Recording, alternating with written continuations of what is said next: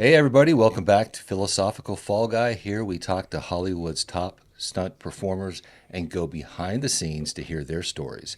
Then we dive a little deeper to see what they ponder about in those moments of quiet between the chaos. I'm your host, Duke Jackson.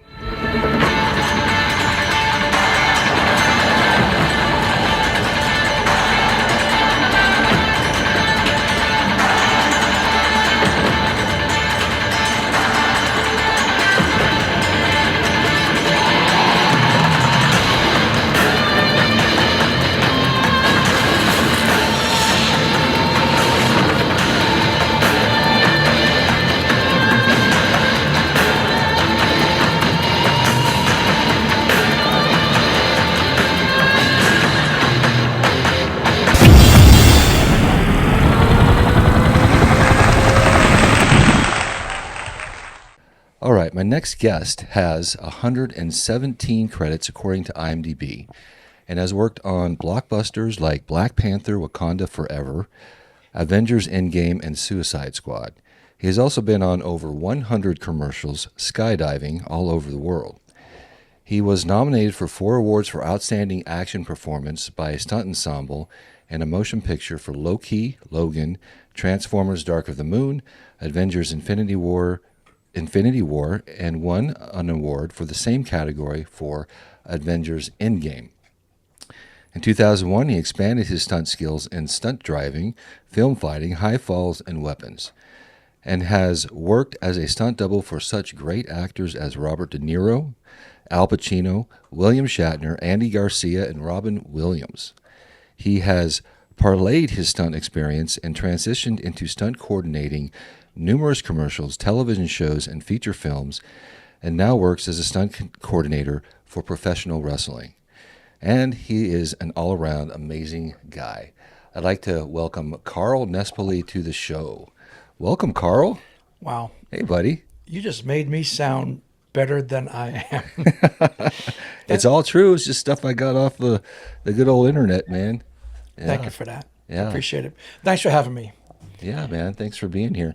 And it's a little change of events because you actually have your own show and podcast. So Yeah. now we get to interview you. So Yeah. yeah, And like I mentioned, I'm a little bit more comfortable in, your seat.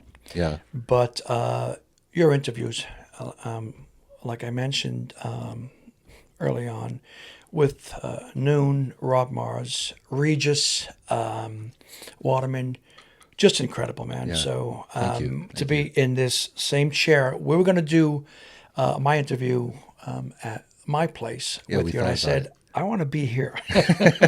You're like the Johnny Carson of comics, like stunt people have arrived if you get in this chair. So Oh, man, once again, wow. man, thank you, brother. That's cool. I, Oh. I appreciate it. Yeah. Well, thanks Yeah. for being here and thanks Yeah. for saying that. That's Yeah, cool, man. yeah.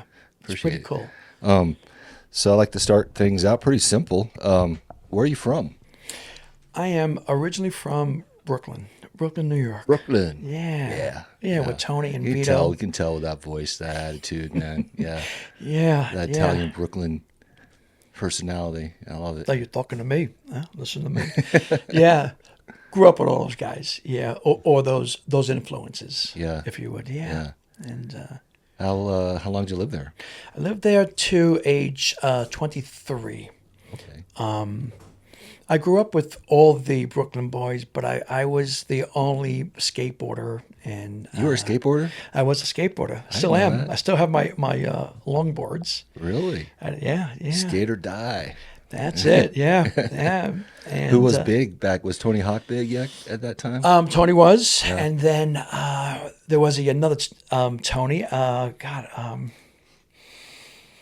think his nickname was Dog, and his name doesn't come to me, but certainly Tony Hawk was the main guy, the main influence. And I was a roller skater, and back then it was disco, so Oh, nice. disco roller skater, and That's awesome. so, yeah. So I always stood out from the guys that I grew up with, Uh-huh. and always always knew that there was a different path rather than sanitation or police officer or fireman, which most of my peers wind up getting into, and family members.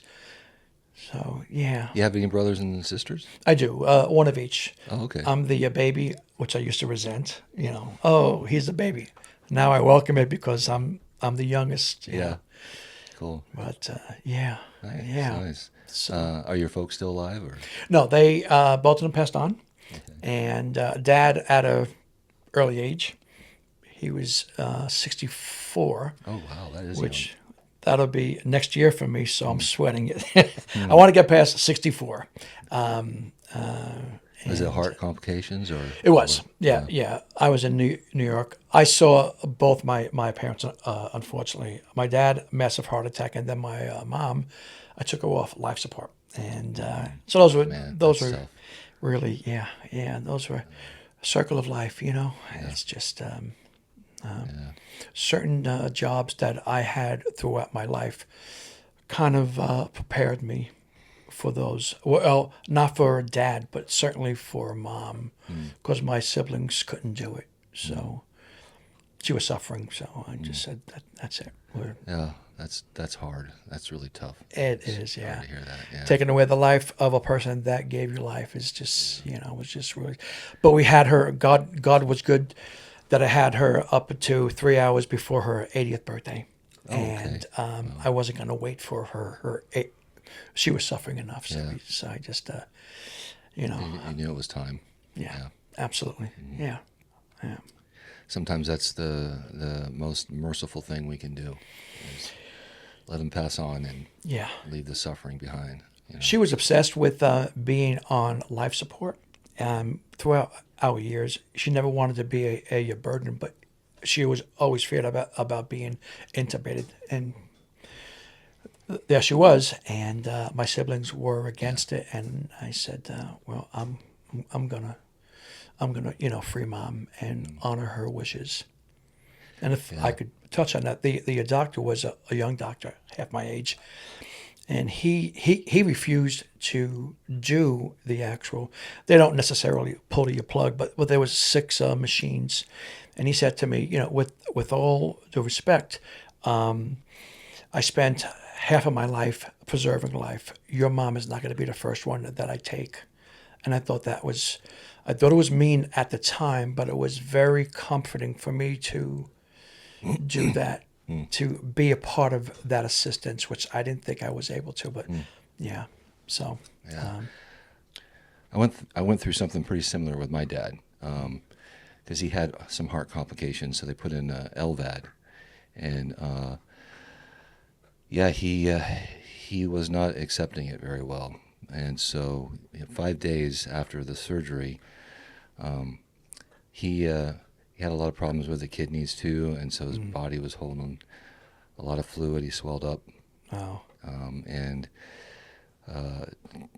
it was like I didn't know a person could actually swell that much. It was really difficult to see, but yeah, well, finally on the 5th day, because the doctors had been giving us hope the whole time that and they were keep doing more surgeries, and finally they said that yeah, your dad's a very sick man, and there's no way we can really bring him back from this. And the LVAD is like this thing that they put in to replace your heart, right. that spins your blood. It doesn't pump your blood; it just kind of spins it through your body.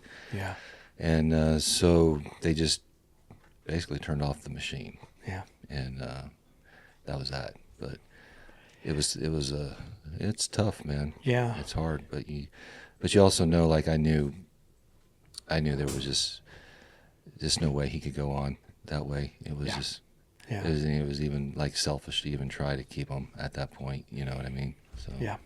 yeah. I can relate to it. Yep. But, Yeah, man. Well, it's hard to see our parents get older and go Really through that is. stuff. Yeah. Well, what did you do before stunts? I always had different jobs. I knew just like pretty much almost everybody in the industry growing up, the episodics, the A-Team, the Fall Guys, certainly $6 Million Man, all Yeah. those TV shows influenced me. But at a early age, acting was my preferred goal. I had a couple of local actors living in Brooklyn, Scott Baio, John Cassisi, different actors that were kind of popular and in the neighborhood, and with them and the watching certain movies film around me, I was interested in pursuing acting. Problem was I had a really bad speech impediment from 13 to 17. Really? Oh yeah, I had a bad stutter, Huh. and speaking to my parents or on the phone was very traumatic for me. Not around girls because I was really conscious of it, and not during school plays because it was scripted, but Oh, on the yeah. phone or speaking with mom and dad, it was just I would be trying to say mom for 8 to 10 seconds, Really? and they thought it was something that they did, or maybe something traumatic on the outside that happened to me that I wasn't telling them, and it wasn't any of that. And my What do you think? Why do you think you had that issue then? I don't really know. Didn't have a lot of confidence in myself. I think we all grow up with certain kind of feelings that we're not like others, and so and that took me 50 years to actually say, look into your mirror and say, I like you. I put on a good face all those years, and I think that added to it. And I remember high school. We went to the Schubert Theater, and we were going to see Christopher Reeve just did Superman. So the school trip, we were going Yeah. there to speak with to listen to him. He Last was. Oh, he minute, was doing like a talk. yes, Oh, okay. yes, it Cool. was right after Superman, and I was around 15 then. Okay. I was born in '63, and last minute he couldn't make it, so James Earl Jones, Oh, Darth Vader, stood in. cool. So everybody was asking questions, and I raised my hand, and which was unlike me, but I wanted to speak with him, and I stuttered, but I got the question out to him, and so he answered it. I don't remember what I asked him, but at the end, when everybody was um, shaking his hand, he said to me, "Wait over here." I was the last person that he spoke to, and he says, I also stuttered. I was going to say I thought I remember Yeah. hearing something like that about him. And he says, I want you to try something. And he says, I want you to tap your foot. During this interview, I'm tapping my foot. Really? Yeah, yeah. And that helps release something. It Some takes nervous your energy. mind off of it. Okay. And when I speak, or if I have to recite a dialogue, if I'm imitating someone, I do voices. They don't stutter, so I'm fine with it. But it never left me. But that technique, I still use. My drum beat is wipeout, that which I can't do with one foot. But my mind's thinking that I'm doing that with this foot to this day. So, That's like I interesting. said, I'm going to be an open book. Your other guest, really, motivated me. So that's something that I've always kept a secret. Where even when I'm given instructions on set or my present work, got that foot tapping. Interesting. Interesting. Yeah. Wow, that's Yeah. cool. So, but That's cool. I didn't stutter, right. but when I was a teenager, I I would blush. Mm. It just, I mean, face would turn bright red, sweat. Oh, really? My hands would sweat. My hands would shake. Yeah. Like if the teacher called on me in class or something like that, I could just, my heart would start going crazy, and then my face would blush and sweat, and just real social anxiety of being the center of attention. Yes. Yeah. Yeah, and so I know kind of what that is like. Yeah. Yeah, yeah. When I had especially my when like you want to say something or raise your hand, but your body's not letting you. You yeah. know. Oh Yeah. yeah. Now you can't keep me quiet. But there was times I couldn't say my name when somebody asked me. Interesting. Sometimes I would give my middle name, Hmm. Anthony, Hmm. because Carl was difficult for me Are at you named after times. anybody? Grandparents, Grandparents. Okay. yes. So my actual confirmation name is Carl Lewis Nespoli, after my brother.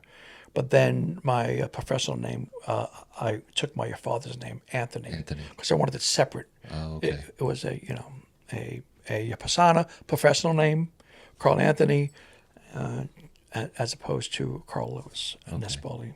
You know, Okay. yeah, Oh, it's interesting. yeah. So then, so how did you make that transition? How did you work your way into stunts and acting? I guess. Well, I moved to LA when I was 23, and Did you take any acting classes in New York? I did Were you? it. I was a drama student, and Okay. we used to go to different schools, and we used to put on shows there. I was more of an action actor Mm. back then. I wasn't really. I did a couple of school plays. I was Dracula, the lead. I Awesome. was Buddy Awesome. in Come Blow Your Horn. And when my parents went to go see me, and they saw me word for word, not a stutter, they cried afterwards and said, "What are we doing that is making you not able to speak with us at the house or on the phone?" And they knew that acting was kind of a vehicle for me where I was nervous on a one-on-one, but in an audience situation, or if I was taking on or memorizing lines, it was easier for me. Mm. If it was something like where conversational occurrences, that was difficult for me. And or like you had mentioned, when each of the students in my class would read a paragraph, I was like, oh no, it's coming to me. What's my lines? What's my lines? Oh, they already read that. Oh no, no, oh no, oh no, no. Yeah. Then I would stutter, Yeah. and Hmm. it was embarrassing sometimes. Hmm. And I've had a couple of embarrassing moments on set where I was given lines and last minute, and I'll elaborate on that if you want. Yeah. Yeah. I was working for Buddy Joe Hooker. Buddy Oh Joe. yeah. Yeah. Oh my The God. legend. Common Law. Yeah.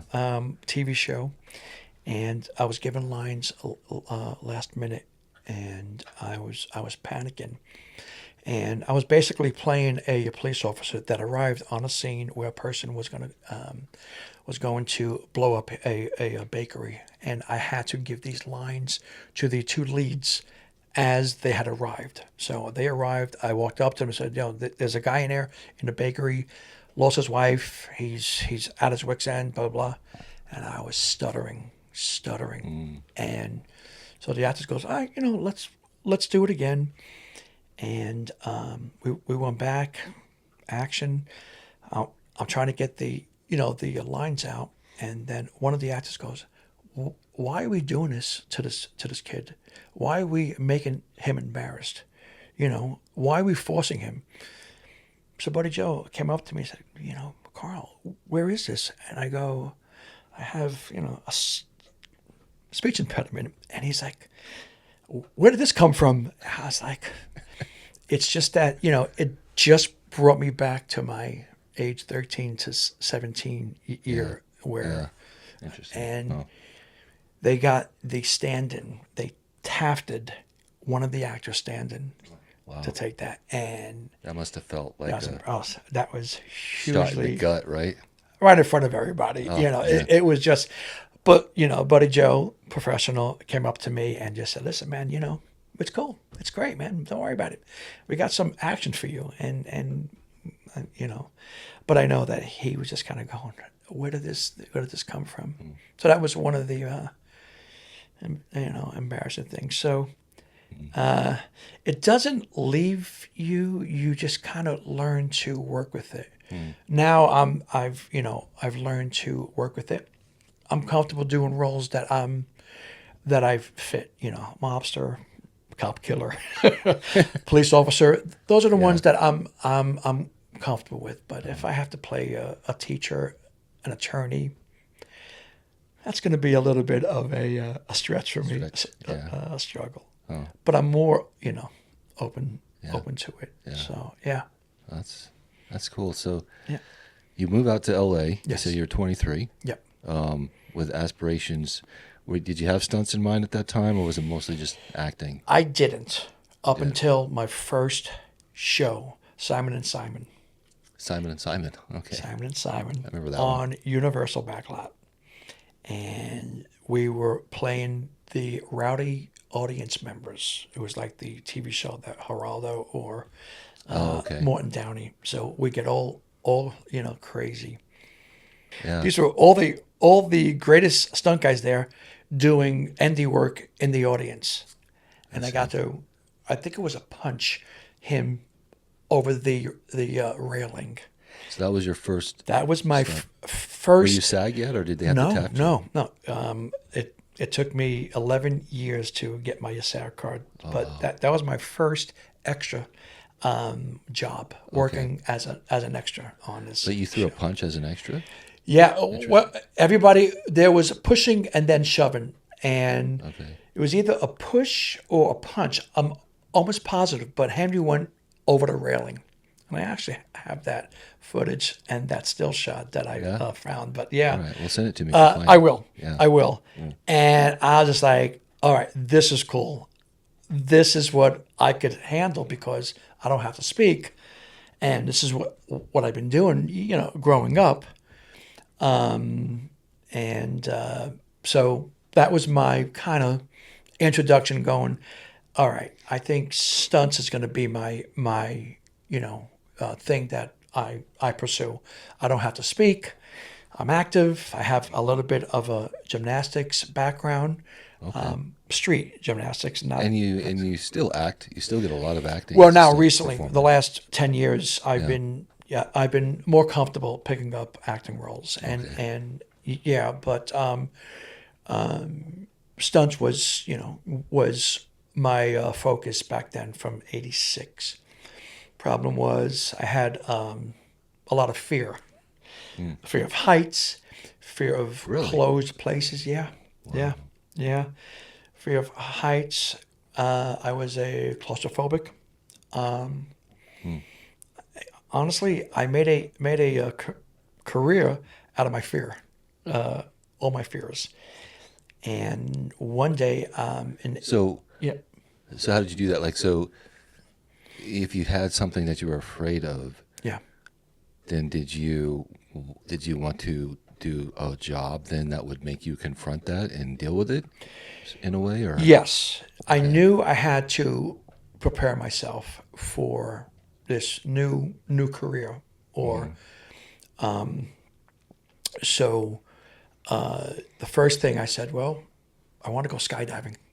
I'm terrified of airplanes and heights, but let me just get that under my belt. I was just going to do one skydive. And I went to California City in Mojave Desert. and we did a static line jump, and I was terrified. I went with two of my buddies, terrified. I still got the video, but it's on VHS, and I'm, dry mouth. I'm sweating. And the jump master, Bill Reed says, you ready? And I was like, yeah, yeah. And I leave the airplane. I was terrified. The parachute opened, landed, not a problem. My other two buddies that went after me were laughing, and I don't know why they were laughing. I said, guys, I think I really like this. I think I want to do it again. And they go, look at your pants. I wet my pants. I was terrified. Really? I peed my jumpsuit. Yep. Wow. And I said, I think I want to do this. And I was a horrible student. A horrible student. Horrible. Yeah. I put myself in a couple of predicaments where malfunctions early on. I decided, okay, I want to pursue this. So I went from static line to AFF, accelerated free fall. And there's certain jumps that you have to do. You start off with two jump masters holding you, and they take you out. They want you to see if you can get stable, if you can take signals up in the air, if you could take your mind off of the skydive and take direction and be air aware. So while you're in the yes. not just frozen in fear. Yeah. Yep. And when I got to level 6 was where the jump master jumps out and then you jump out after him. And I was flying stable. I was doing great. He was under me, and he gave me the finger to pull. He said to me, pull. And I was looking down on him, and I pulled during tumbling, when I was tumbling. And the bag came between my legs and caught my ankle and brought this ankle right over here. And I wasn't flexible. It ripped all of my muscles. Oh, my gosh. And it goes into a whole new, different thing, the land and all of my malfunctions.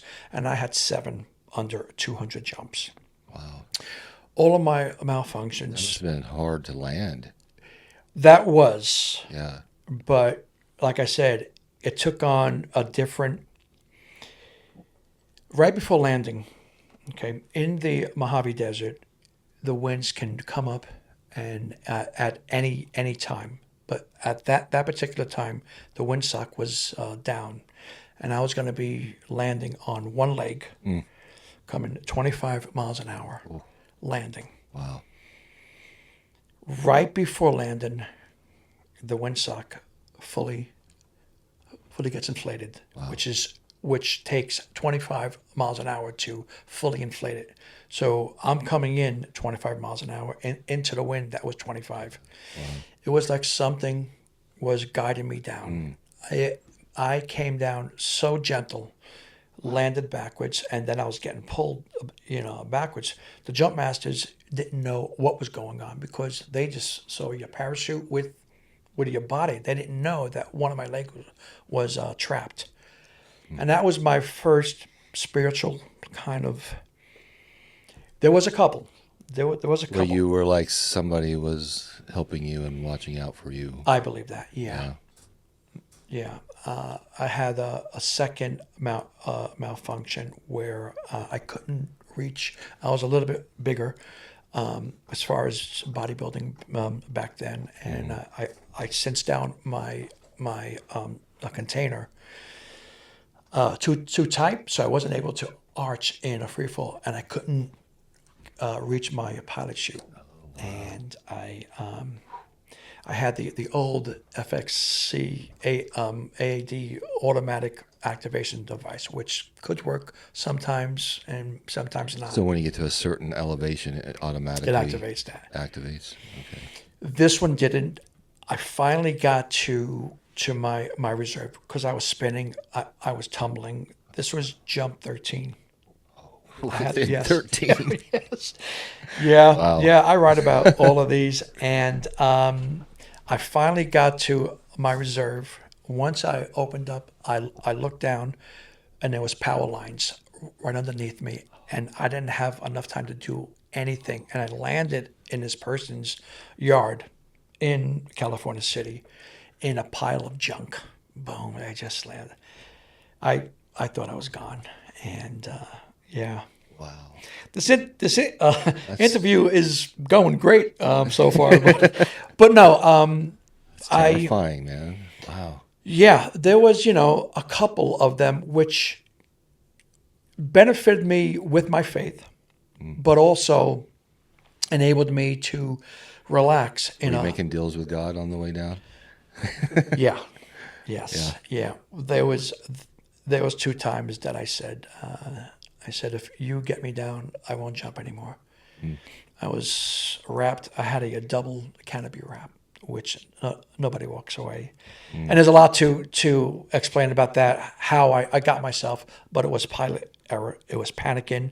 Rather than going straight to my cutaway, I went right to my reserve, Mm. and because I was spinning. So what should have been on my right side felt like left side because I was, and I You were went just right to that. disoriented. Right. Yeah. Just about ready to pass out. And another thing that I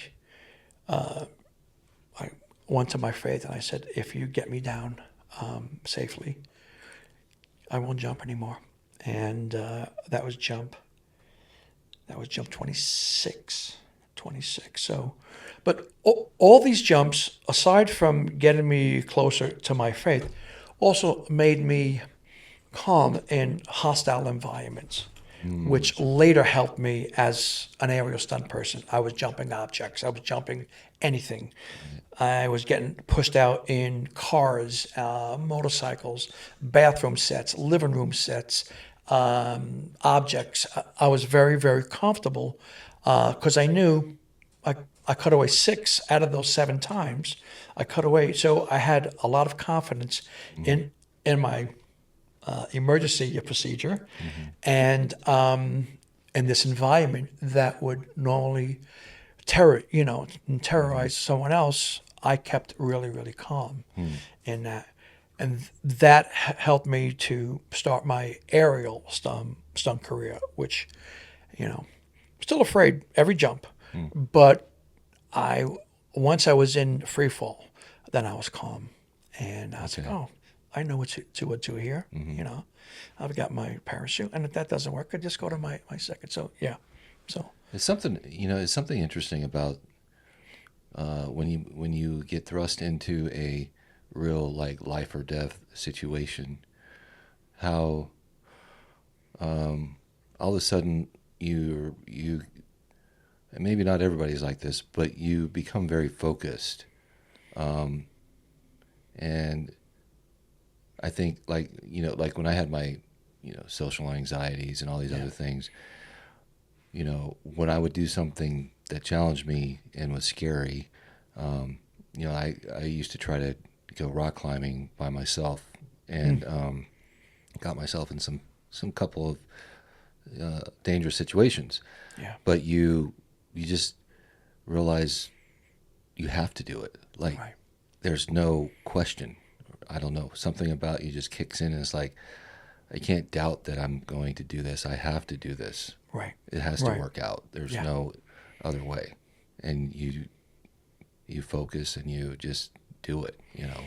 And your mind, all the other distractions, everything else just goes away and you become very hyper focused on what you have to do. Um, yeah, and so 100%. it's Yeah, it's something to do with, I think, you know, I've never been diagnosed, but maybe being ADHD or ADD or whatever, yeah, where you're never you're never focusing on one thing, yeah. and you're always kind of focusing on too many things. But then when something really important is happening to you, like you might Especially when die, it's life and death. Yes. all the focus goes, okay, we're going to focus right here. Yeah. And yeah, I think that's one reason why I maybe you do things that challenge you to make you get into that state. You know? Yeah, I always say to myself, why am I doing this? You know. But it's the challenge. It's the facing the fear. I remember my first job, my first stunt job. I was called to. I was going to be placed in top of a building for a cell phone commercial, and I had to learn to do a high fall, 50 feet, Oh, that's a serious high fall. the backwards Yeah. high fall. I got called for this on a Wednesday. I was traveling that Friday, and I'm afraid of heights. Who do you call when you're in LA? Who's the first person that you call to say, I need, some training? Bob Yerkes. Thank you. Yeah. Called up Bob, God rest his soul. Yeah. And I said, Bob, I said, because I went there a couple of times, but I was assisting and I was hustling. I really wasn't partaking in that, setting up airbags and just being a part of the scene there. Right. Yeah. So, Yeah. so Bob, knew me, and I knew what I was making on this commercial. It was going to be both skydiving with a hidden parachute and also ending it with a backwards high fall, 50 feet. So I called up Bob and said, Bob, I have to learn to do a high fall at 50 feet. He says, all right. He says, how many high falls do you have, experience? I go, hardly any, Bob. I was just assistant. He goes, well, all right. When can you come? Next week? So I go, no. I got to have this by Friday. He goes, can't happen. I said, And this is Wednesday? this is Wednesday. I said, Bob, I got $1,000. True story. He says, well, you're wasting time on your phone with me. True story. So I went to his house there. We set up the airbag, and I go to the perch, and I think I'm maybe about 12 foot off of the airbag, if that. Putting the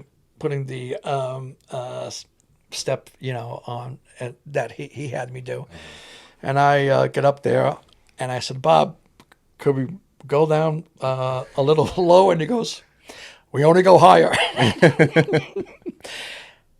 Terrified. And I remember, doing that, listening to him, and then 18 feet, and then 20 feet.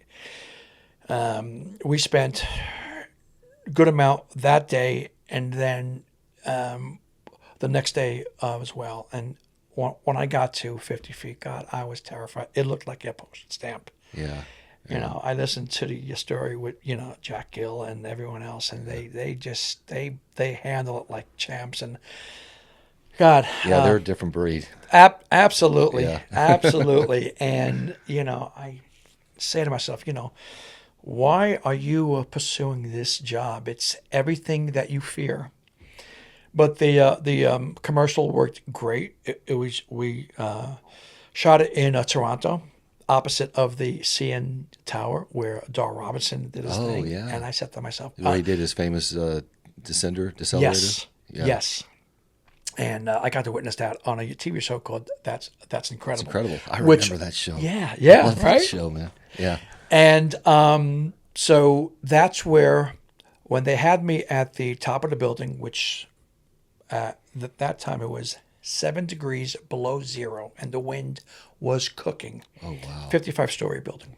I'm at the end, cabled in. They had to do a crane shot with CGI-ing the cell phone to my hand, and I'm standing there, and I'm looking down at the airbag that just was. It's not even a postage stamp, like a thimble. I mean, it was just nuts. Once I saw that CN Tower, it gave me the confidence, and I just said, "Wow, I feel like a stuntman." And I was playing this character, Stuntman Mike. Really? Yeah, so I'll give you a link What's the to that commercial for? commercial for. It was for ClearNet, ClearNet. which later became God, not Metro. Push to a talk phone. What phone was that? Well, Well, whatever it was, ClearNet was the first Okay. company, which I'm also the the curse of death on certain products. My last line, Curse of death. my last line So on once they this, hire you to the commercial, the company goes down the drain. my last line on that. This guy, Stuntman Mike, speaks to his wife during his stunts. So during my free fall, I had told him, hey, Bob, I got the new job, put an offer on the house, and she says, great, you want the gas oven? And I hit the airbag and I go, nah, too dangerous. The gas company sues ClearNet and says, oh, so jumping off a building is more safer than a gas Gas oven. oven. So they Oh, killed wow. that commercial. Oh, wow. There Huh. was another one Come on, afterwards. guys. Don't you have a sense of humor here? Like, really? Right. Yeah. But that was the birth of, and I can't think of the other company, but I got that reputation because it happened with a McDonald's commercial afterwards. But anyway, yeah, it So was. you went into doing a lot of commercial work with the skydiving, it I seems did. like. Yeah. Yeah. Yeah. I hooked That up was with. kind of your launching pad, I guess. It Huh? was. Yeah. It was, and I used that to hustle, and Charlie Paterni, all the top coordinators. And they were like, "Oh, you're that skydiver. Cool. That's cool." Like, but So you had a the specialty that was coming into my this. specialty, Yeah. but I was only doing commercials with that.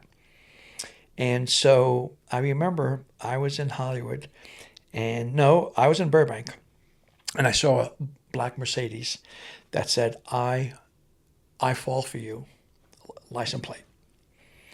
And I wrote a note. I said, hey, my name is Nespoli. I'm from Brooklyn. Pursuing stunt work. I just wanted to, see if I could, meet you, speak with you, blah, blah, blah. Get any information, wrote it down on a note, put it on the windshield. Never heard back. Still doing extra work. I wound up doing Do you know whose Mercedes this was? Okay. Still doing extra work. I wind up doing Steven Seagal movie Alpha Justice, playing a cop. Okay. I get to ride passenger with the stunt guy, who was I was the I guess his partner. Okay. That we raid this barbershop that was making counterfeit credit cards, and I got to tell him. I said, hey, I was always interested in, stunt work, blah, blah, blah. I even left a note on someone's, car and just asking him to, any advice. He looks at me and he goes, that was you? Oh, no way. Conrad Dude. Palmazamo. The Who was it? Paisan. Conrad Palmazamo. Oh, wow. Yeah. That's and amazing. he says, listen, man, I that is I get cool. this a lot. He was also coordinating that. And he gave me a little special detail. That was you? He's driving. He's like, that was you? Yes, sir. So You must have been like, what? Oh, Yep. yeah. God rest his soul. Yeah. But that's on my license plate now. That's on yours. Yes. On your vet, right? Your Corvette? Yeah. Yeah. Yeah. Because I saw you driving past me. It's been a while ago now. Yeah. In the red Corvette, and I saw the license plate. I'm like, because I couldn't see who it was, Right.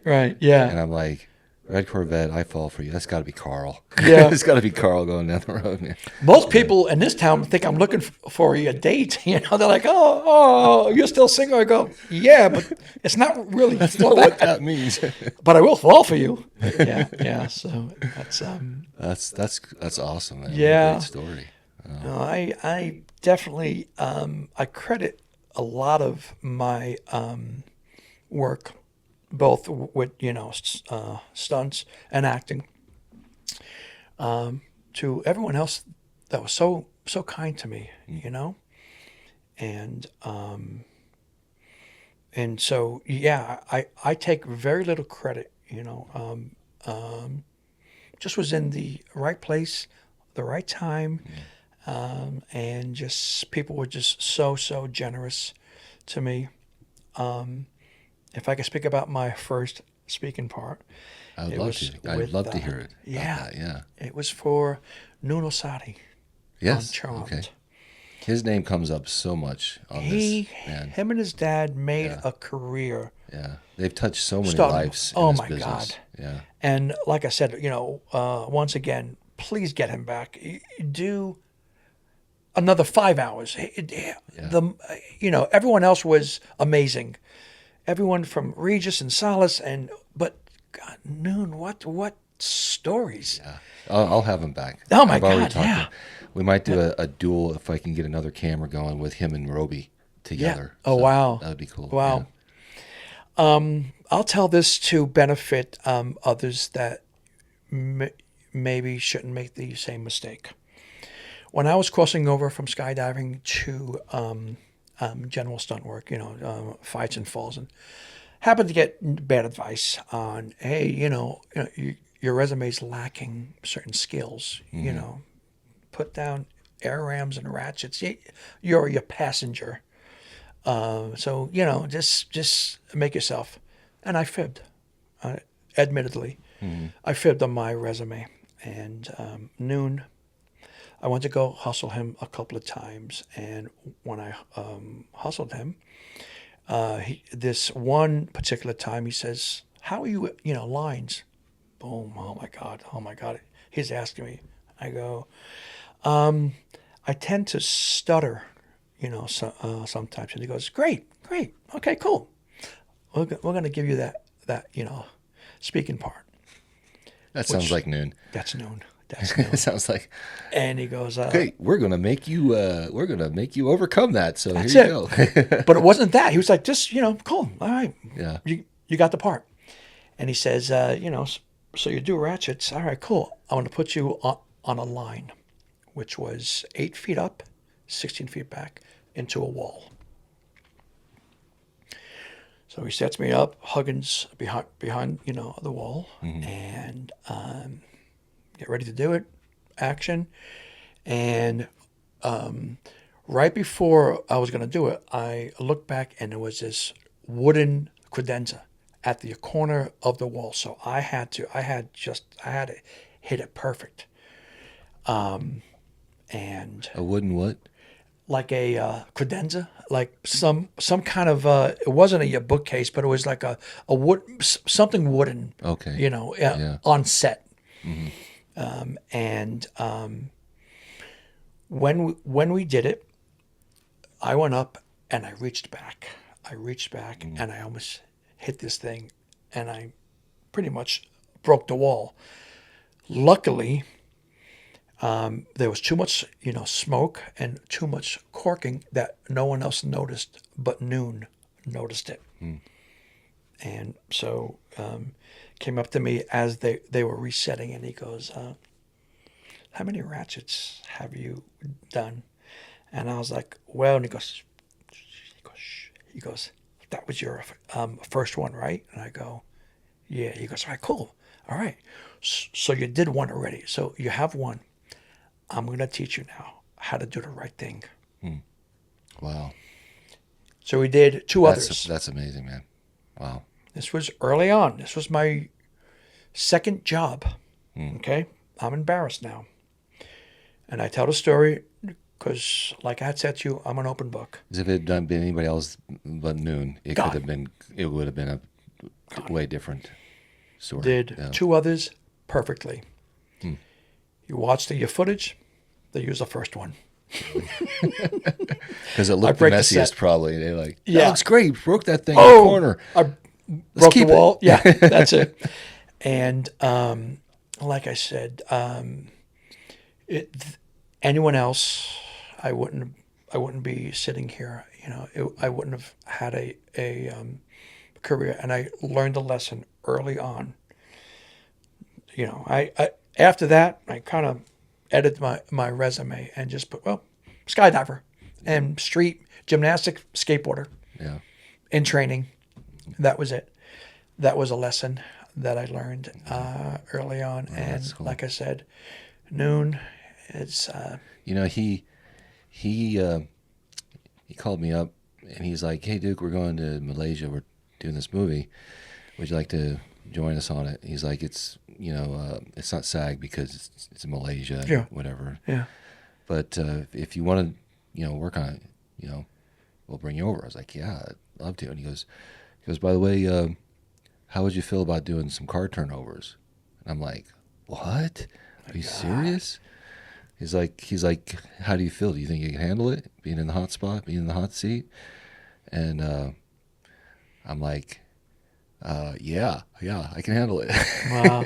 And he's like, "Okay, well, you better be able to because we're bringing you over to do them." And God bless his soul, man. I mean, he gave me those opportunities to do.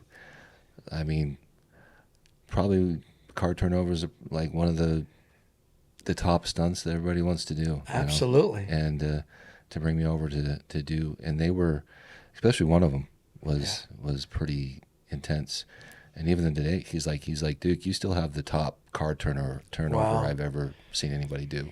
And I'm like, "Really?" I mean, because you've done these things. He's like, "No." He's like, "The one you did, that was legit. That was gnarly because it had to go down. It was down about a 20-foot embankment of rock, Oh, all rock. wow. So it was turnover and then going 20 feet more down this embankment, and it Wow. was quite a ride. Yeah, Well, we're going to talk about that when the microphones turn. yeah, Because I think that's something that I want to yeah. But have you. it's just that he gives people those opportunities. Absolutely. Yeah. Guys like him, Medlin, got so many. Jeff Wolf, Wally Crowder. Mm-hmm. They made careers out of giving, you know, newbies, jobs. They didn't play the, the mutual game. I work you, you work me, and they gave us a shot. Yeah. Ernie also, and I tried to model myself, and I've done that quite a bit, both in skydiving jobs and stunt work. I like using new people that have the experience, but I see in them what might have been seen in me being there, showing up early, eagerness, appreciative, giving it the all, and just getting that shot. Mm-hmm. And there's a lot to come out of that as far as satisfaction. Eric Salas.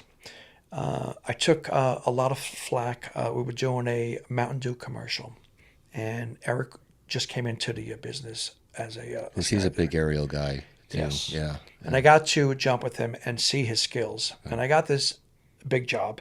And there's a lot of skydivers in our business, but they're not as active. And I took a little bit of flack bringing on Eric. But I knew his skills. Mm-hmm. I knew what he could do up in the air. That son of a gun outflew us all. We were chasing cases of Mountain Dew out of a C-123 in Mammoth, in this, snowy mountains. It was a unbelievable job, That sounds awesome. and I knew that he could, handle it. Mm-hmm. And boy, did that boy handled it. And a couple of things happened afterwards. They'll be treating us, just because as he was pursuing aerial, just it's normal stuff. But I'll never forget his performance. Made me look like a rock star. I had him, Joey Box. I had a couple of other skydivers. I believe in using skydivers for the job, not stunt people that also skydive. Also do skydiving. Yeah. Yandron was another skydiver I used for a job. But these are guys that don't just do it, on their resume. They and so there's a lot of satisfaction that I got out of giving someone a shot. Right. Yeah. That's cool. Yeah. Yeah. No. When you can, I mean, like you said, you see those things in people. You're looking for like you said, eagerness to want to learn, to show up on set, to always be paying attention and aware, Yeah. and Yeah. always right there, ready, and yeah, Probably you can just cost see myself. those kind of people, yeah, Yeah. and yeah, they're gonna go far, they're gonna go places. And you don't do it with hopes that they become something one day and they'll remember you. You do it because you know they are, experienced for it. They're going to make you look good. They're going to keep themselves safe. You're probably not going to get a job out of it if you were to hire someone else. I'm pushing, 500-pound cases of Mountain Dew out of a C-123, which takes on a whole different, personality in the sky. You could be chasing it, and then it turns around and it's coming after you. You have to be on your game. And a regular skydiver, it's not like chasing another skydiver that's flying. So I made the decision, put the right people there rather than getting someone else that I could possibly get a job in the future. So that was my thinking back then. Oh, that's cool. So as you moved into doing more stunts, Yeah. like stunts as far as not skydiving but the regular thing, you started to double some guys. I saw. So you doubled Robert De Niro. Yeah. What was that for? Chelsea Brulin brought me in on a movie called Motel, and to double him. This was in New Orleans. I moved to New Orleans, and was working there quite a bit. And she knew I was a fan of his, but I also fit the sizes. She says, "Hey, you want to come on down and double Bob?" And I was like, Yeah. Absolutely. And I got to do a gun scene with Cusack doubling. Nice. I had this crazy wig on, but that was my first time doubling him. Yeah. And then Eddie Matthews set me up to double him again on Grudge Match, doing a skydiving sequence. okay. I didn't do the actual skydiving portion, but I did the end part where De Niro and Stallone crash into a news van, Oh, and yeah, Stallone, Yeah. it was a comedy movie, and so I doubled Robert De Niro. I was like, Cool. one of my heroes. How was he? Silent. I did when I hit the van a couple of times. One of them kind of rang my bell, Yeah. and all I got from him was nice. That was it. Out of the You do his face really well, actually. like talking to me, and that was it. Out of all the times, if he needed me to, or if he was irritable, to take his place, he was like, "Come here," and that. Not that he was mad at me, but offset, he doesn't know how to be social. He's like an incredibly shy kind of a Interesting. yeah. Huh. Now he's outspoken and very political and all, but back then when he was transitioning from still up there with greatness to doing comedic and all, where he was letting loose, he was socially like an athlete. I mean, he Like an wasn't introvert almost. Yeah, yeah, it was weird. Yeah. Yeah. And then It's interesting when you meet these actors in real life and to see what they're really like. yeah. And they're not always what you think they will be like. Sometimes it's a little discouraging. Yeah. Sometimes you think, oh, they're going to be so cool, and you're like, oh no, they're not very cool at all. The coolest, the best was Robin Williams. So I was going to get to him. Yes, that's a whole. Yeah. So let's see. Well, William Shatner, dude, I gotta ask you about that. What did you do for William? We did a really corny sci-fi movie called Devil's Revenge. Freddie Poole was coordinating. Eric Schultz was covering. Okay. on those days that I was working, and we were filming this in Cave City. It was a cave. Cave With City. Yes, this is in, I want to say, Kentucky, and it was we were in these caves that you had to literally not crawl into, but definitely bend over. And once again, I'm feeling claustrophobic, but I'm doubling, Captain Kirk. So Yeah. you know, you know, that had to take over everything. And we're going deep, deep down, and all the bats were just, I think they were fruit bats, but it was lined with all the bats. Oh And wow. the, Was he the there with first, you? Was William Shatner? Was he going he in was there in it too? too. Yeah, yeah. Wow. And I had to do a fight scene for him and get, flipped over. And he was very protected of me. He took a liking to me. In between shots there, we were speaking to one another, and he opened up, a lot about his son. I guess he owned horses and stuff Oh, like that, okay. and just a great guy. It was just I scratch my head when I speak to some of these actors that are receptive. I don't cross the line. I try to be a professional, but he just made it so easy. Yeah. Some of them are easier to warm up to, and they warm up to you, or Yeah, yeah. He was Yeah. great. Yeah. Yeah. Yep. That's cool. Yeah. Does he talk like that all the time, or I didn't notice that, just like No, not at all. He didn't have that way of. Scotty? Yeah, yeah. No, no. He was just like, Klingons are coming. Yeah.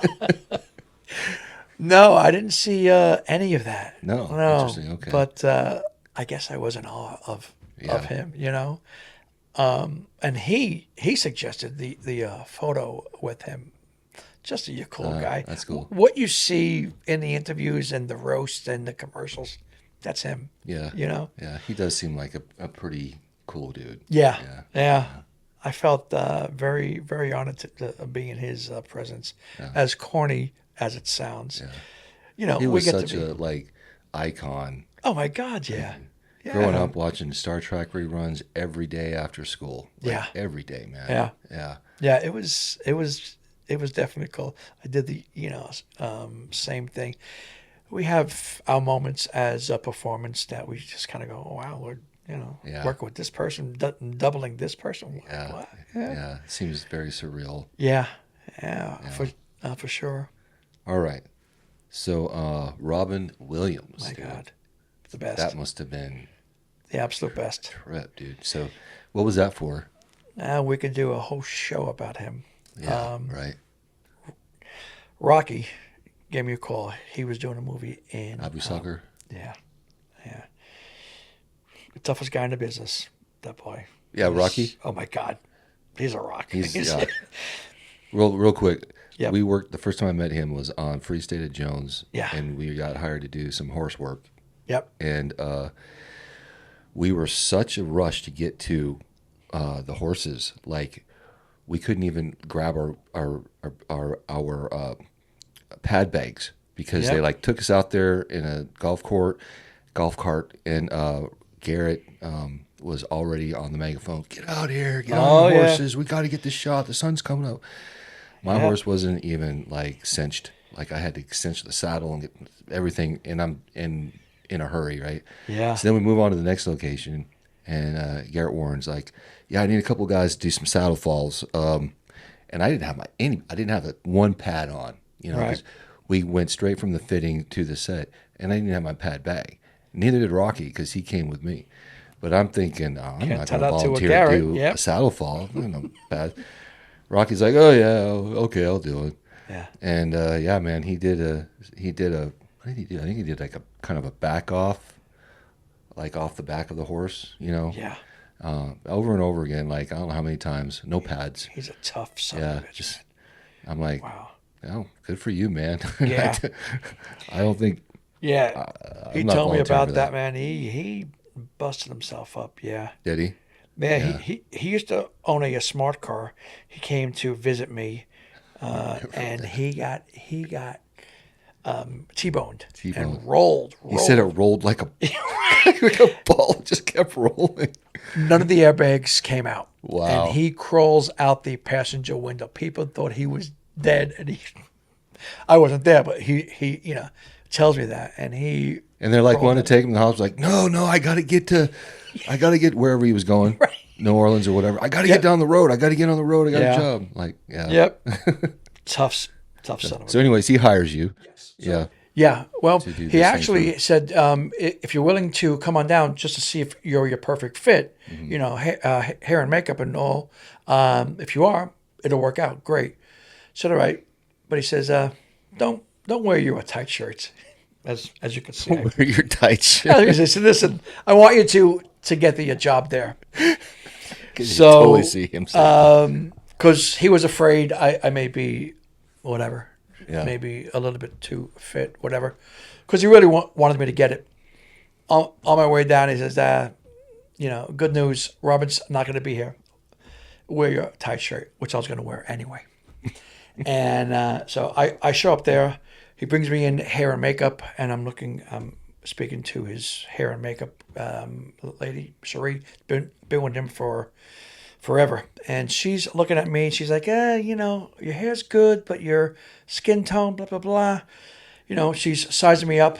Door opens, and Rocky goes, oh, hi. And I look, and it's Robin Williams. And he goes, who's this guy? And he goes, I brought him in to be your stunt double. He goes, holy shit, this guy's built like a brick shithouse. I was like, oh, no. I go, that's it. It's done. That's it. It's Yep. done.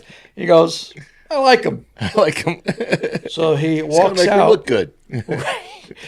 So Cherie looks at me and goes, all right, well, I'm going to have to make it work. Don't use product. Stay out of the sun. Don't use color. You see his hair, blah, blah, blah. And that was it. And there's so many different things. What show was this again? I think you said This was called Boulevard. It was Boulevard? a Okay. serious movie, but Robin was on his comedic game. What year about is this? I want to say, oh my God, maybe it was before COVID, so 2019, maybe, Okay. possibly, Right. and maybe even earlier. It was definitely earlier. Might have been 2018. Okay.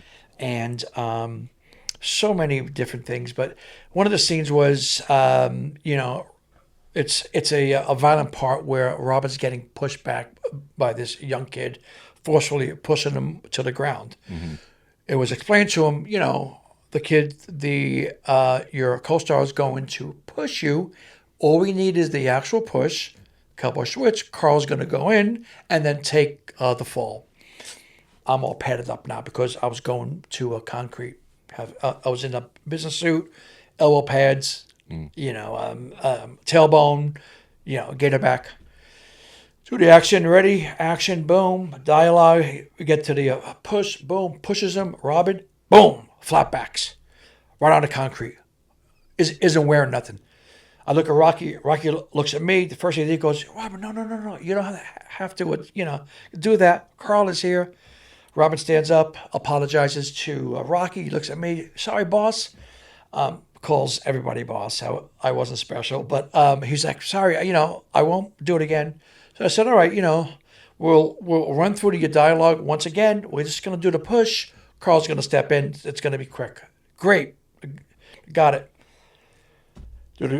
Calls action, dialogue, the push, boom, he hits the ground again, selling out like a champ. Wow. Flatback. He was very physical. Right. Very physical. Very physical, but he was flatbacking. Yeah. The guy's, he already had, heart surgery. By that time, he's pretty up there in age, too. Yes, yeah. yes. Huh. And we didn't know that he was also battling Lewy body syndrome or whatever that was But anyway, 3 takes, third take, and he promises us, not going to happen. Dialogue, the push, I'm getting ready, boom, flatbacks. Apologizes once again. So director goes, all right, great. He says, all right, we're done with this. Carl, step in. So he looks at me, the director goes, you know what, Carl, all I need is that big violent push. You know what, we could put your pad right in back of you. And they put a cheese pad right in back of me. He goes, you're falling out of frame. I don't need you to fall. So we're getting ready now. The stunt double, padded up, has got a with a pad. pad on Right. around. Getting ready. Robin goes, hold it. Runs out, taps my elbow, taps my back, taps my lower tailbone, looks at me and goes, great. And then runs back. And I get pushed. And the stunt double in pads gets the soft pad. And that was my first day with him. Huh. If I could just do a quick story. A couple of gangbangers show up. We're shooting this outdoors. 2 carloads. Gangbangers really? show Wow. up. Music thumping. They realize that it's Robin Williams. It's all screaming, hey, Robin. I was like, shh, oh, bro, just let me finish this, and I'll come over. Now, everyone's panicking, because they quiet it down, shut the music, but they're like, Robin cannot go over there. So they tell Rocky, Rocky looks at me and goes, what do we do? So we had 2 extras playing police officers over there. So she says, well, just send, the cops over there, and say it's not going to happen. We go, those are extras. So she's like, well, Robin cannot go over there. And who is saying this? The director? The first AD, all of his assistants, Okay. Robin cannot go over there because these guys look, threatening, Yeah. but they were accommodating us. They quiet down. They were, oh man, quiet down. Robin does his dialogue, and he's getting ready to walk over there. And as he's walking over there, he opens his pants and he lowers his pants and he starts walking over like a gangster. My God. And we're going, oh no, Oh, wow. what is going on? He's essentially mocking them. And these guys are cracking up and they're receptive. And they're high-fiving him and he's taking pictures and we're looking at him and we're going, he's the only actor That could get away with that. Go over there and then do that. Comes back and he says, all right, man, just, hang out. Shh, just be quiet. Another carload comes. Those guys are quieting them now. They're working with us because of what Robin did. Wow. And that was just, and I said to myself, that's the magic that man had. Yeah. And when he would do his serious dialogue in between takes, that we now know it was his therapy when he was feeling that, depression coming on. His therapy was making everyone laugh. These really tough scenes where he was tearing up. Right before the scene, he's cracking jokes, belly laughing jokes. Action, boom, seconds. He's in tears, and I'm watching the playback, whatever I have to step in for him, and just turning it on and off like a light switch. And I was just like, it was magic happening. And I'm looking at everybody going, is anybody witnessing this? When it was over, it's like, okay, blah, blah, blah, blah, blah. And back into his, shtick again. And just on, off. No preparation, no running around. That's amazing. That was, Because, I've seen the opposite so many times where actors get, they got to get themselves up and they, they're intense, they're cussing, or they're hitting something, or jumping up and down, or they're in a corner just really getting into character, and nobody can talk to them, and nobody, go near them, and then they come and do their scene, and they go back to the corner, No. But wow, that's something special. Yeah, I got to also double him on his TV show, and quick thing, it was a scene where somebody tosses him a baseball. He's in an office. They had like this catering table, and was filled with all catering foods, snacks, drinks, and stuff like that. And they were saying, they didn't know the experience with Boulevard with Robin, but they were setting up and they said, all right, we're going to toss you the ball, go for it, Don't do anything. Carl's going to go crashing through to your table. So I had the stunt coordinator, which I can't think of his name, but I had him and the first AD. I said, Robin's going through that table. And they go, what? I go, he's going through the table. What did he say to you? I go, nothing. I go, he didn't say nothing to me, but he's going to that table. Robin, so we're just going to toss you the ball and just, be clumsy. Try to maintain balance. Don't go through the table. Carl's in it. Now, once again, I'm padded up. It's on stage, a cement floor, thin carpet. All right, Carl. He said he wasn't going through. I go to the coordinator. He's going through that table. All right, Robin, once again, buddy, we got this. Got you, boss. All right, cool. Ready, action, toss the ball. Whoosh, boom, he goes through the table. And just like, oh, Why do you suppose he does that? Because he's so into it. Not because he wants to push it, not because he wants to ignore everybody. Mm-hmm. The way that he turns it on and turns it off, when he's on or in it, he's in it. He's all the way in it. The problem is I'm padded up and, more than willing, ready, to work. I wasn't insulted, but I accepted it that he is fully committed from the dialogue to the action to the finish. And he really meant it every time. When I went through it with pads, I felt it, but he was just, he didn't do it to go, I'm going to, show I'm them. going to do my own stunts and I can do it. Yeah. No. Yeah. First one on set, when he left set, if it was before everyone shook everyone's hands, the extras, he was such a gentle man. And Suri Mins, his assistant, says, Robin really likes you. Please, whatever you do, don't try to pass him a script. The last guy tried to. And that doesn't, I go, no, not at all. And he was bringing me in for everything and anything, just running bases. It was a baseball episode and just anything. He was such a given, loving man. And if I could say this last thing, he passed away August 11th of 2014. He sent me a text. 2014. Has it been that long? Yeah. Yeah. Wow, yeah. I did not realize that it had been that long. Wow. And I want to check my dates, but I'm almost positive. But I'm going to, my birthday is July 3rd.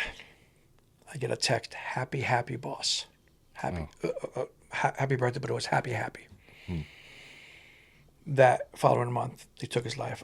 I got the phone call. And I changed that year after I changed my iPhone, and you know how they update, said, hey, you got all your files and everything. I go, yep.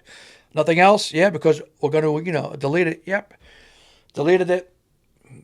I got the new phone a week later. I was telling the conversation. I go, he even texted me.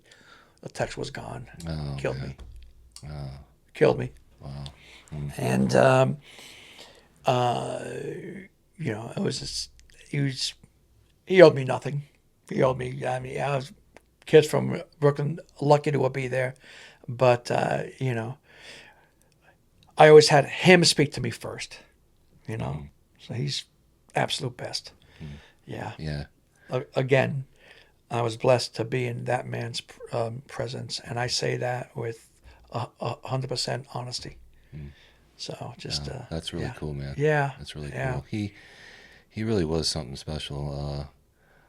I mean, I just can't imagine how he thought, like the process that was going in his head, and I wonder on that day that he took his just life? his entire life, like just because, like he was just so far on such a different plane, like he resonated on a different level than like, most of us. He was like getting downloads, man. Like, I don't know. He was always a step, in front of everybody and thinking about things and being able to make these jokes and just boom, boom, boom, boom. And his improvisational skills are just, incredible. And I wonder, because I know he struggled with depression Yeah. and alcoholism was Yes.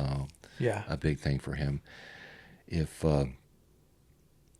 that was like the side effect of it, of his overactive brain, like he just wanted it to quiet down sometimes, and the alcohol was the way to do that. And he was so on at these moments, and then other moments he would be so low or something. You know what I Yeah. mean?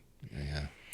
He was on a lot of medication. He had a lot going on, and then battling depression alone, you're helpless, and combined with everything else. Right. This was a man that wasn't selfish. That the act that ultimately took him from this earth, which is perceived as being selfish. This wasn't a selfish man, but he was.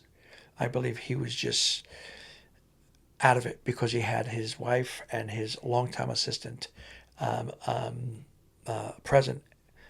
Would have never done that in a conscious state. Mm-hmm. I don't stand here. I was one of many stunt doubles, as I was with the other actors, De Niro, Pacino, Shatner. So I'm not sitting here going, well, I knew everything about him. I didn't know anything about him.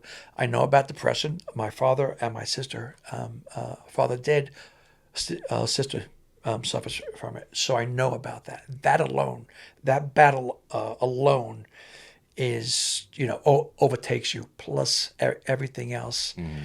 That man did not have a chance, but his way of making other people entertain and laugh was his therapy. And just an incredible, there will be no other, people speak about, great actors and they miss, but whenever somebody speaks about Robin Williams, everybody, it was like he was like your personal confidant or a personal friend to everybody, even though, nobody had that, friendship. Anything Yeah. negative to say. Pretty, Yeah. Yeah. And, He was very unique, very special, gifted. Yeah. Yeah. Be missed for a long time, for sure. Yeah, for sure. Yeah. Well, that's cool that you had the opportunity, man, to meet him and work with him. Yeah, there was awesome. so many funny things, but he was, like I said, it was all, Rocky did me a huge favor. Took a risk, and the tight shirt paid off. No, You're not nearly as hairy as he is, though. No, yeah. That boy. You see him now? He looks like a caveman, and still the ladies go crazy for him. He's got this big beard and Oh, you're talking about Rocky? Rocky. Oh, I was talking about Robin Williams. Oh. He's I'm hairy sorry. too, but Rocky, he is a caveman. Yeah. I'm sorry. Yeah. Robin was. Yeah. No, I haven't seen him in a while. I need to get him on this show. Rocky. Yeah. Yeah, he's still He would keeping active. He would be a blast. He'd be. Oh yeah. Up here. Yeah. He's something else. Yeah. He's a ladies' man too. Yeah. But he keeps that private. I'll let him talk about that. Yeah. We'll let him do that. I wanted to just talk about. So you got into recently. You did the show Unreal. Yeah. Right, on Netflix. They interviewed me. Yeah. And you coordinated that, right? Yeah. So, can you talk a little bit about that? Sure. Yeah. How did you transition into that? How did you get that? First of all, Wally Crowder introduced me to the guy that was working there, Ellis. Edwards was there for I believe about 18 years. Hulk Hogan got him in, and I was subbing for him from 2000. Ellis Edwards. Ellis Edwards. Yeah, Okay. he was a motorcycle guy and did an episode of a show that Hogan was working on. They became friends. Hogan, was obviously the big name wrestler. Took a liking to Ellis, brought him in to coordinate for the wrestlers. Okay. And I used to sub for him with a number of other people. Did did he double Hulk Hogan? No, No. no, Okay. that was Tom. That was Tom. Tom Okay. Nicholas, yeah, All yeah. right. Because Else, the first movie I ever did an actual stunt on was a right. Hulk Hogan movie, Oh wow. Three Ninjas. Okay. Yeah. I don't And believe and Ellis coordinated that. but his stunt double was there, Okay. and I couldn't remember Yeah, who it Tom. was, but Tom. Yeah. Tom Yeah. Nicholas. Yeah, yep, yep. I, if they are next to each other, you can't tell. I Yeah. mean, it's just The they only way look I could, exactly. Hulk Hogan's head was a lot bigger. Oh, okay, yeah. I Well, mean, let me just tell you something, brother. I saw him next because they're both big guys, of course. But Yes, yeah, just yeah. Hulk Hogan, like everything is big on that guy. Like, Absolutely. yeah, yeah, Larger than larger than life. life. I Yeah, got to see him in his last years where he was using a walker. They were wheeling him in. When he would make guest appearances, he would walk out on a stage, a couple of feet, throw some biceps, and yeah, then get back in, get in a wheelchair, and then get out. He really didn't want his fans to see him seemed like that. like that. It was Yeah. sad. A lot of the wrestlers are beat up. Oh, yeah. So I was just subbing.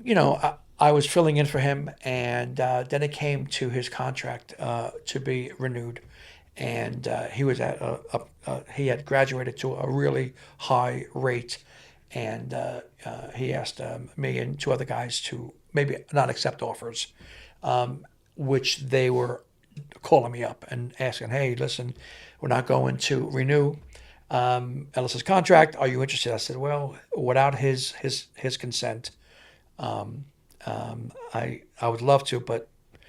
And he wasn't giving it to me. And then certain things I had found out that maybe it was just it caused me to think differently. And at that point, I said, "Well, I will accept the contract if the offer is still there." And I said, "Great, well, can you commit to 90 shows a year? We do two a week, plus we do PLEs, and yeah, so Yeah. I travel quite a bit, Yeah. and I'm home 2.5 days a week." But wasn't really a wrestling fan until I started working with them, and I work with all the professionals, and they're amazing. The women, I'll put Tough, the man.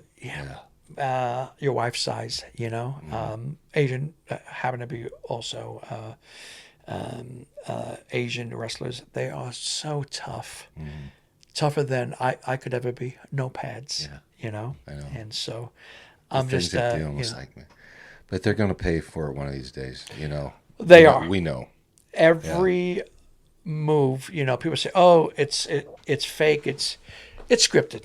Okay. Scripted, but the moves are, yeah, it's just like the movies. The stunts are Yes. real. They're scripted, Yes. but they're still real. Yes. We are a violent soap opera that have been telling a story over 47, 48 years now. And those are the two things that captivate the audience. And I stopped watching the matches when it doesn't concern me, and I watch the audience. And 3 to 93 is engaged for 2.5 hours, sometimes 3 hours, sometimes 5 hours when we do Mania. It's the only live entertainment where people are engaged from start to finish, especially when we go out of the country. Places like the UK, Europe, Saudi Arabia. We That's big over there, huh? huge, Really? huge. that. And I got to go to a Saudi. It was right. Just a quick question. Yes. So you're going over there. You're taking the American wrestlers over there, right? Yes. Do they have their own wrestlers that they wrestle, or is it all No, just American? no. wrestlers? They're all fans of our wrestlers. Cheering for them. The women obviously are covered up more, but they're engaged. And they're in their garbs. The women in their burkas. The kids are like us, wearing t-shirts, start to finish. They are engaged. I didn't go during the first conflict, but my nephew went, and traveling there, the flight attendants were like, why are you, going here? It's very dangerous. As they were going past Qatar, they saw, missiles going up. Really? Once we got to Riyadh, I mean, it's a very safe place there. The people were amazing. The food was incredible. The hotels were just ridiculous. I was like, it was like bigger than my house. These places, they couldn't do enough for you. Beautiful people there. I had my misconception of them. I will admit that. And when I got there, it was they were just lovely, giving people. They understand how they are portrayed. But I say this: well, one guy, I was getting T-shirts for my friends, and this one guy said, we love you. You are my brother, and it got to me, a little bit. He says, we love you. We are brothers. Please know that. I'll pray for you in my religion if you pray for me, and that always gets me. Yeah. But because I felt guilty of the way I portrayed them, and Yeah. I mean, yeah, yeah, because I'm the same. Like, I grew up in middle America in a very religious family too, but yeah, also, the patriotic and the politics and, sure, and, the time, the era that we came through with all of the, in the 80s and 90s with the terrorism and, sure, yeah, and the terrorism, of course, 9/11, all this kind of stuff. sure, So we've got this idea of the people in that part of the world, especially, Muslim people. Yeah. And, I haven't been to the Middle East yet, but I went to, like I said, I was in Malaysia and realized that country is mostly Muslim. yeah, And man, same, like especially in that country, like the Muslims over there are so gentle and loving and peaceful and dedicated people. I think they have to pray 5 times. I know it's at least 3, but I think it's like 5 times a day yeah. that they've got to do their prayers, and so very misjudged. I mean, like everything, there's extremists of Right. everything, But but most of them are not. we like saw the that. footage of them celebrating after the towers came down. They kept on just putting that in our minds, and that's what that's what built up our thoughts of them. But I befriended a very good friend of mine, very successful stuntman, Iyad Elbata. He was working at Gold's Gym, and he was interested in getting into stunt work, and it was right before 9/11. And as soon as 9/11 happened, all he was getting was playing terrorists because he spoke Arabic, and his career just took off, and he was a good actor. Then he started to put his foot down and said, I don't want to Portray it. portray this anymore, and probably turned down a lot of money. He was like, because this is not helping, and I understand. I learned a lot. So it's weird how the tables have turned Yes. because now I'm getting all of those roles.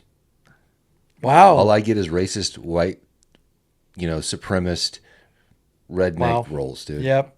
Like Yep. the past, I don't know how many years now. Wow. That's like, and I'm just starting to feel the same. Like, okay, when are we going to like get over this, or we've got to pick out certain parts of people and make them the bad guys? You know what I mean? But I'm sorry. Yeah. No. And it's to be able to play those roles legitimately. Says I saw your acting reel, and once again, we'll speak about that. You're a very very good actor, Thank you. and I think now with AI and CGI, I think a lot of people that are have that acting background. That's I think that should be pushed. Definitely this needs a bigger forum. Like I said, you need to go bigger than this. You've got some great interviews in your past, but I think your acting reel says a lot Oh, about you, thank you. Thanks, and man. yeah, those got to be challenging roles.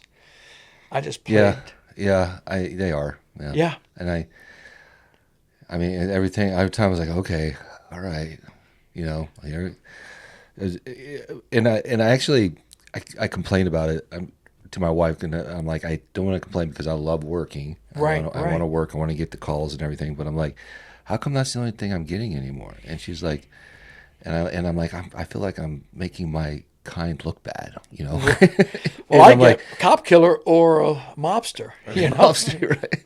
Oh, wait, Mobsters are this is cool me. though, man. Come on, you know. It's cool. I don't take offense to it. Yeah.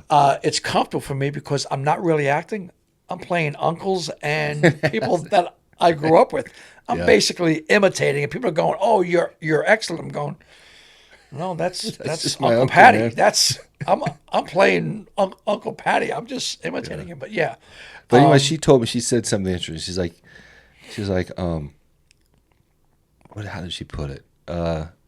Basically, it's like, she's like, you are, kind of paying.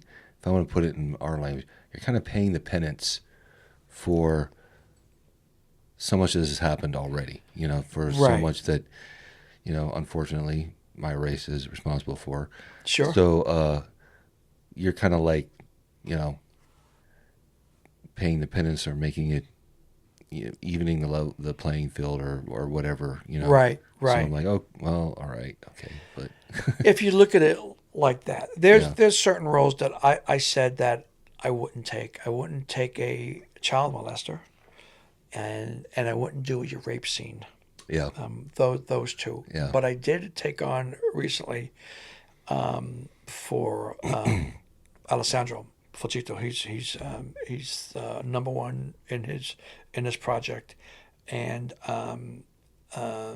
it's a I play a scumbag in this child abductor and selling, and it was a tough role. And I really didn't want to knock it out of the park because I was like, luckily I didn't there was no scenes with, inappropriate touching or anything right, like that. But like I said, it was a challenge. I was playing reality, and William Hillman, the director, and Alessandro made it really comfortable. Emma, your co-star, Actually, Kate Daly. I saw you. I watched your reel. It's on your reel, right? Yes, Yeah, yes. yeah, And so, yeah. Where Alessandro is prisoner and he's all beat up and yes, shirtless and yeah, yes, yeah, yeah, yeah. And we had a couple of other stunt guys in there, but I took on a role because I said, all right, it's nothing inappropriate. We had two scenes with the actress that I just asked, is it necessary? I didn't feel comfortable because I have two nieces, even though they're older now. hmm And Bill, the director, said, no, all right, we don't need it. If you're not comfortable, we don't need it. yeah, And so they gave me a lot of leeway, and so I understand. It wasn't something I wanted to play. A superhero guy. This wasn't the exact role, but I figured this is going to attest me. Verbally, am I comfortable? yeah, So yeah. and that seemed to. We're still waiting to get that released, but Okay. yeah, yeah, but Well, I watched the scene in the reel and you did a yeah, phenomenal job. yeah. Yeah, Thank you, yeah, thanks. Yeah, they really made me feel comfortable. cool. Same thing with my present job. Um, you know, speaking with these A-list wrestlers, they're so. I went into one of their meetings and I said, "Listen, I'm here. I come in with just with experience and the love of action, I said, your job is to go big. My job is just to keep you safe. I go, What that's it. what exactly like is your thanks. What exactly is your role like when you're coordinating those Sure. events? Yeah. Anything that involves props or backstage fights, or So if not we're in the ring stuff. no in the Oh, ring, okay. they are more than qualified unless there's certain props. Sometimes for the Irish wrestlers will have we'll set up barrels for them to crash through. Okay. Nothing breakaway. These guys use the real Really? deal, and I will survey whether it's there's the potential of it to go into the audience, or really hurt them or fall onto them. These are heavy barrels, or if they're going into a bar, an actual wooden solid bar. Yeah. I'm there to make it safe for them Okay. and to offer my suggestion. And 99.9% they are receptive. And the ones that aren't, I just make sure that it's witnessed that I've offered, and just to protect myself, but just to let them know, hey, listen, I'm there for their safety, Right. and it was offered, but they feel comfortable not accepting my Okay. advice, and So that's basically, yeah. I haven't watched like WWE for like a long Sure. time. Yeah. But I can remember like I guess maybe I watched some like early 2000s and stuff. That's when they started getting like going big, like Yeah. with these like guys were doing falls like off of cages, like way up high and into Absolutely. tables and Yeah. just crazy like Yeah. gnarly No stuff. pads. Yeah. Yeah. And There. I'm just I mean like because I know like they're probably close to 20 feet some of Yeah. them, and I'm like, I know what doing like just a 20-foot high fall is like into a porta A pit solid. Yeah. and Well, this is a or solid. boxes or whatever. If Right. you're in there, I don't. I mean, they're they you could tell sometimes they put it in stages, so they got like a breakaway table and something to try to. Mm-hmm. But it's like you still got to hit it just right, and it's still got to be a big hit. Are they still doing that kind of stuff? Yeah. Yeah. It's Really? what the audience wants. Yeah. Yeah. Wow. Every move is minimal paralyzation if they're off. Minimal. Wow. I see them backstage getting taken away. A lot of times, if in ring action, so one guy split his head. It was supposed to be a 17-minute match. The first 2 minutes, split his head. Right, one to the side, staple, staple, staple, staple, staple. One back in there, finished it, and took bigger hits. Wow. Whereas maybe on our set in our world, cut. All right, we're moving on to Yeah. something else. Right. So they're a different breed of athletes, and I'm speaking about the women also. I saw Yeah. this little Asian girl hit the corner of the announcer's table, open up her eye, just maybe weighs about 90 pounds, and bless you, Sorry. bless Okay. you. One back in the ring, put a blood. We don't. We try not to show blood. We're not like in the 70s, in the 80s, 80s. because Yeah. of the different networks now and the advertisers. We try not to show it purposely. There is no cutting, but if it happens, then it happens, and there's no really cutaways. There's a fine line, and where I would have said I'm done, but these females go back in there and they're taking the bigger hits, and it's just incredible, tougher than I could ever have Yeah. been. Yeah, Wow. but Yeah. I accepted this work because I was approaching 60, and I figured all the knowledge that I had gained from everyone else that I worked for, I could utilize, and I'm very very big on safety. I always try to look a couple of paces ahead. I felt that I was competent enough. And when I get text from these guys or from my boss, who's one of the big guys, Uh-huh. texting me, thank you for your work. It's just That's more cool. than the generous paycheck that they pay me. That's secondary. Hmm. When Aressa says, I'm with my kids today, Sunday, because of you. Oh, wow, that's cool. All Yeah. the Samoan guys, they're the best. The small guys. Oh my God, they are the best. Yeah. From the big guy, the big R guy, the Uh-huh. movie guy, to all of them. They are the best. They Yeah. are. They're big teddy bears. Big teddy bear. Oh my God, sweaty and all. Come here, my girl. Yeah, I look forward to it. The traveling gets a lot, but Yeah, I bet it does. I bet it does.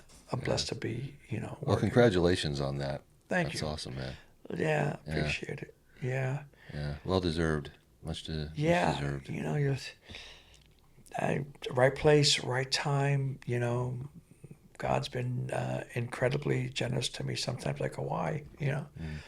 But I will say this, and I wanted to be where I am now. Just or whatever. It's not as interesting as the journey was. Like I got it. I go, this is it. Like okay, I got a cool watch and a nice car, but like this is it. The journey was a lot more. Yeah. Yeah. As the memories on set, the pursuant. The success, the success is fine. I don't look at the menu prices. That's the only thing different. Yeah.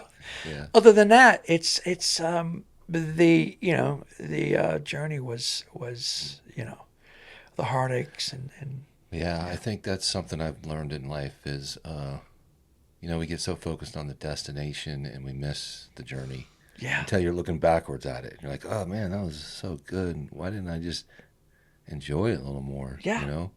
Just be in the moment, more. And I Do you think, look at all that and just go like you have a lot of awards there and you look at that and just go like how did all of this happen where because the success of being a working almost stunt half of those are IAMEs too, by the way. So but still don't want to take credit for all of them. So. yeah but I mean because I have my garage where I have the certain things right and I just walk in there and I just go like how did all this happen and it's not a pat on my back, but each one of them tells a story, and I remember that and who I got that job from, and the fun that we had on set, sometimes the heartache that we also witnessed, and but there's we are definitely blessed to be in this business, Yeah. Well, you've mentioned a couple times how you felt like somebody was watching out for you, and yeah, you're blessed, and you said God's given you stuff. yeah. So did you come up with faith, or did you develop that along the way, or how did I that went happen? to Catholic school for a couple of years, Uh huh. and I got to question my faith, and question this man, died on a cross for me, and so there was questions Which I until think everybody should. sure, I think that's an absolutely, absolute must that you absolutely, question your faith. yeah. It's not faith. I mean, if you're just believing because somebody told you to, that's not.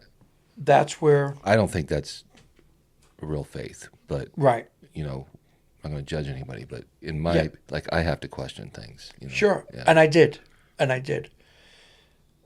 up until those times in the sky. That I know other people didn't walk away from, and I did. There's so much of my double malfunction, my double canopy wrap. I knew I was dying. I knew I saw a film strip of my father getting the phone call. I didn't fear for my life. I feared for my father getting the phone call, who didn't want me to skydive. And I just prayed to my faith. I said, please get me down safely. In the Mojave Desert, it's mostly all desert, hard sand with occasional bristle, these like cacti bush that are very, and I had no control of my parachute. I was going backwards in a fetal position. I Oh wow. wore myself out trying to spin out, but there was just no way, and I was just gassed. And I found that one bush that I landed into it, and it trapped my parachute, which basically stopped me.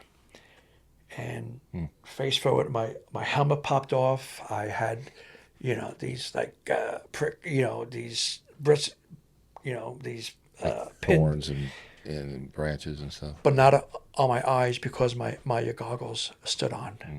And I just said to myself, Carl, you can't take the credit that you're this amazing stunt guy or you're a lucky guy. And I said, you know, there is something else. And it was shortly after that I got saved again. I'm a backsliding Christian. I'm a single man, and I lust, but I find a wallet, I return it. Hmm. I am making enough money for myself. I help other people, Hmm. and because I can't take it with me. Yeah. So Yeah. that's what this faith. It just keeps me generous and conscious of other people than Yeah. myself. It takes me out of myself. Yeah. Yeah. Yeah. Well, man, I appreciate you being honest like that and Yeah, open and sharing because, sure.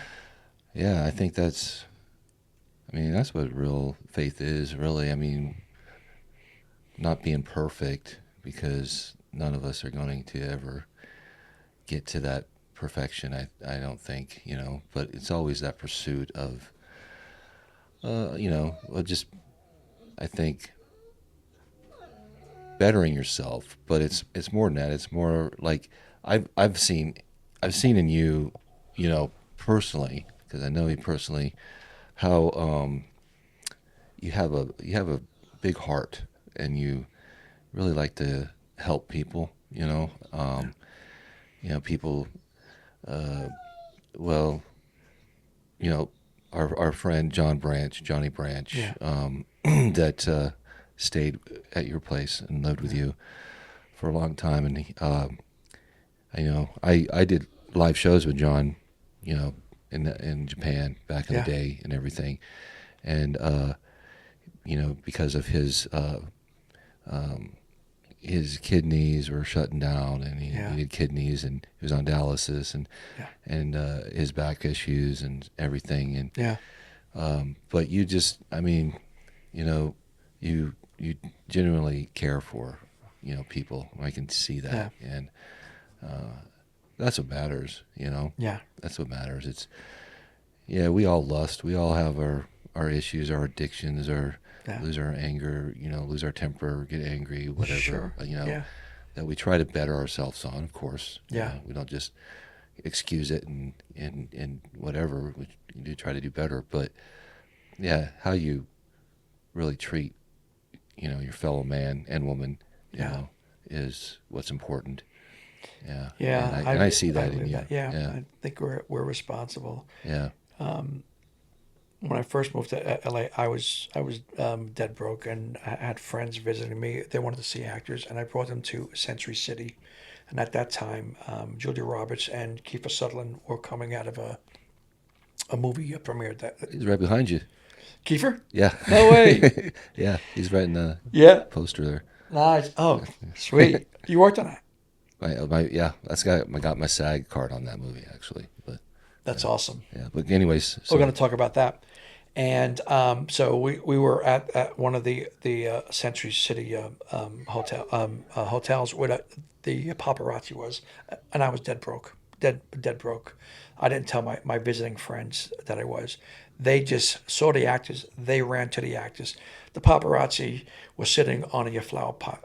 They get off, and I look, and there's a wallet, and there's a fat wallet. Everybody rushes over with their cameras, my friends. I get the wallet. I open the wallet. 100, 200, 300, 400, 500, 600, 700, 20, 40, 60, 75. $775. Wow. Credit cards. I could fill up my tank of gas. Hearing impaired, like my mom. Wow. Oh, God. Oh, my God. What can you do? I take out the $775 and I put it in my pocket. Now I know the guy. I know where he is. Tell my friends, I found a wallet. Let's go. We take off. I go, bring me to a mailbox. I want to at least put give him back his stuff. Yeah. That was in 1988. If I was to find the guy now, I'd give him $7,750 just to get that guilt out of me. And I said to myself, and I always find wallets. Detroit Airport, Coney Island Beach. I'll find that person. Really? I said, God, what am I going to find now? Japanese exchange student. I was asking other Asian people, who is this? And they go, that's Japanese. I don't know. Why are you asking me? I was like, I'm sorry. I go, I got to get this back. Yeah. And that's what, for me personally, Yeah. after that, which was a really embarrassing thing, and I felt, Luca. he's even saying, really?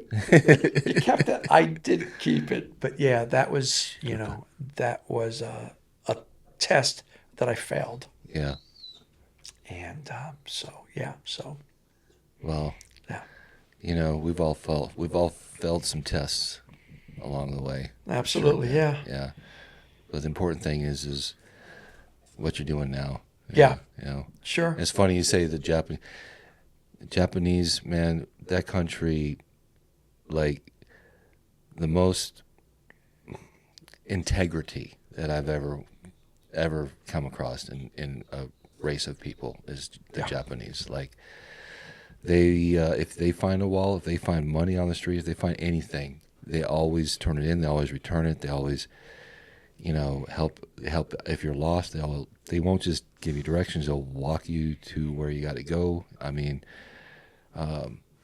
yeah. So the Saudis too. What's that? The Saudis also.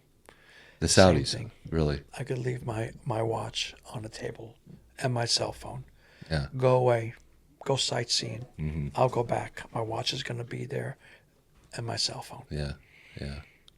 And only till I visited that country, the Middle East, did I realize that. Yeah. That they're not that rare. Yeah. So, yes, I spent 3 months in Japan filming skydivers. Oh, And okay. that changed my life as well. But we'll speak about that when I interview you. Okay. And, but yeah, you're right. Well, man, I think I have to wrap it up with him making noise, and Sure. my phone's getting ready here to Sorry finish up, that it wasn't so stunt related, but I Oh, what do you really- mean, man? There was yeah. some great stunt related, but I honestly, the stunt stories are great. I like the real life stuff, man. I like hearing the real life stuff, and I appreciate think that, it was man. great interview. Really enjoyed it, man. Yeah. It's a great couch to be sitting in, man. Yeah. People, you just let people. You're like the Howard Stern. You just have people opening up, because I was like, there's certain things I'm not going to speak. I just told you about your wallet that I kept. I'm like, oh. So yeah, you're making very, very comfortable. I'm like the priest you confession to, man. Shh, tell me, son. I did keep the wallet, Father. You did? Yeah. Say your Hail Mary. I'm not Catholic. I don't know. So, but Yeah. yeah, brother. I mean, thank you, brother. It was a pleasure I having you on appreciate with that. us today. Yeah, man. Yeah, a And lot of fun. I get to do you. Yeah. Well, So yeah. yeah, we'll make it happen. Great. Yeah, I mean, we've done it once. You already did it once, but Right. technical issues. difficulties and stuff. So, Yeah. yeah. We'll get Which we had our share today. So right. but No one we notices made it. Yeah. The wonders of editing. Thanks to editing. So Thank you, brother. yeah, thank I you. appreciate it. Yeah. All right. Yeah, and thank you guys all for tuning in again. And I say this all the time, but it does help you share and subscribe for sure, and like, if you watch it, just give it a quick like, to keep this channel going. All right, guys. So thanks again, and we'll see you on the next one. Peace. That's a wrap. That's a wrap.